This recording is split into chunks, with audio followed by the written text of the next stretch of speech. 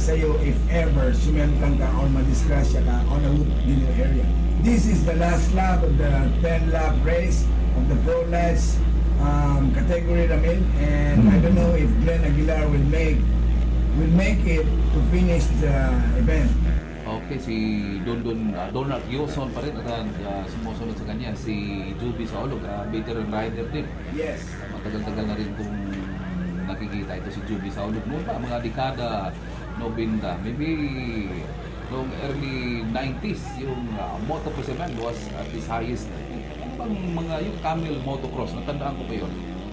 Yes, Camel Motocross. Ayun, may checker flag na. Dondon Newson, Joby Saolog, and third place is kilala ko yun. Yes, Ambo Yaparcon from Puerto Princesa, Palawan.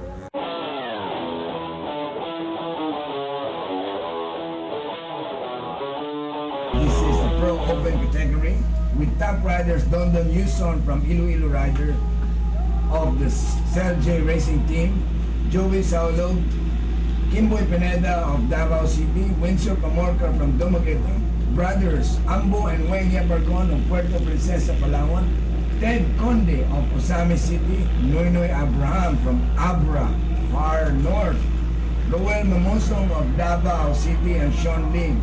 These are the top caliber riders.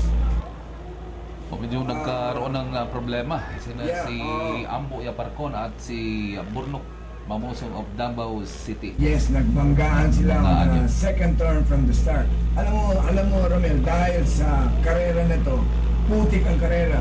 Hindi mo controllable ang motor 100%. Ano ba maghahanda na ginagawa nyo dyan? Haba kung maputik yung race track? Yes, whenever putik ang karera, we usually have to change the tires. Yeah. Magpalit kami ng gulong into mud tires ang tawag dyan. Okay.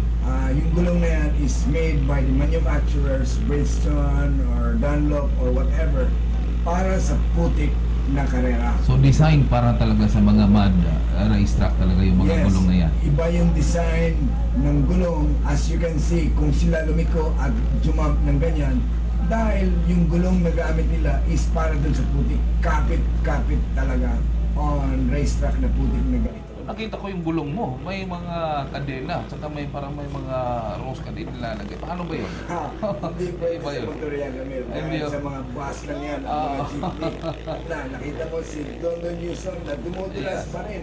This is the second and final hit.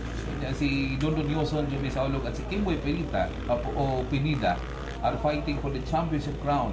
Yung puntos nila kahapon is 20, 22 at 18.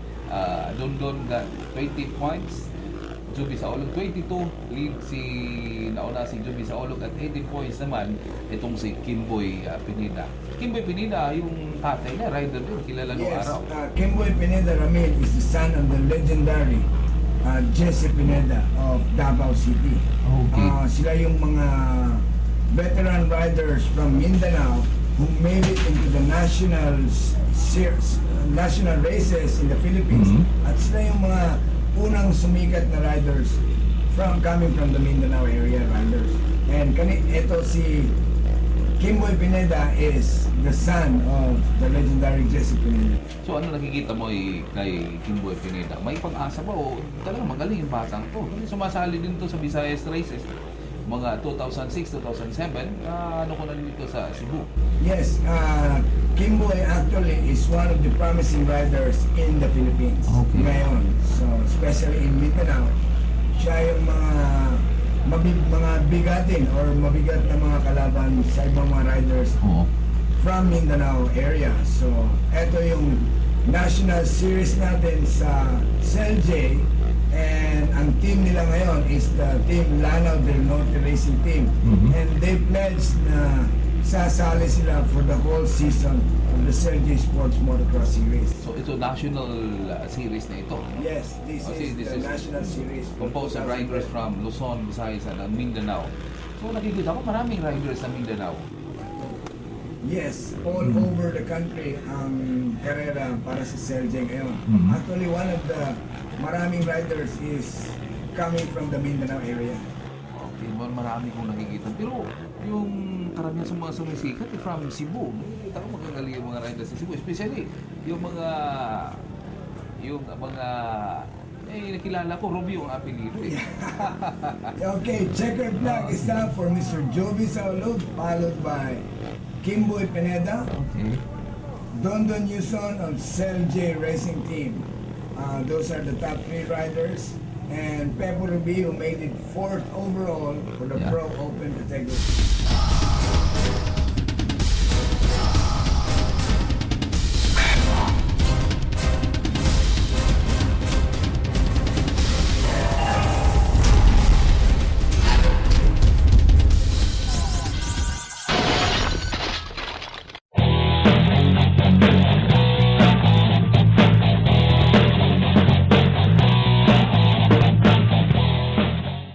The 1.8-kilometer motocross track was an attraction to many spectators, a world-class track as described by top riders in the country today. An estimated of more than 200 riders that came from key cities in the country paraded to the capital town of Tubud, Lanao del Norte and started the 2-day competition in the last leg of the 2009 South J Sports Motocross Series. Glenn Aguilar was ahead of points from Donar Quezon and Juvie Saulog in Pro Light Division. It was a good start for Aguilar during the first heat. He was way beyond Donar Quezon and Juvie Saulog. Yesterday, I had a good start and I won the 125 and Open. And ngayon, second heat, medyo muddy yung track. We cannot say that, di ba? We cannot, bilog ang gulong. And sa hirap ng race na ngayon dahil nga lakas ng ulan kagabi. So I will just try again my best to win. And I hope and to still dominate ng mga race.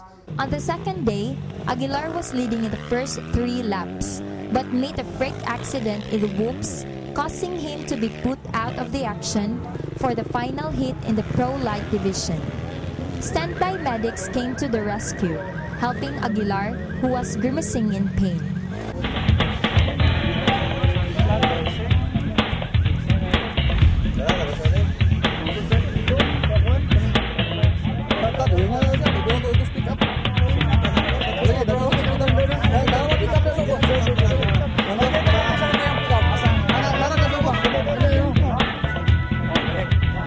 Medics immediately transported Aguilar in a local hospital.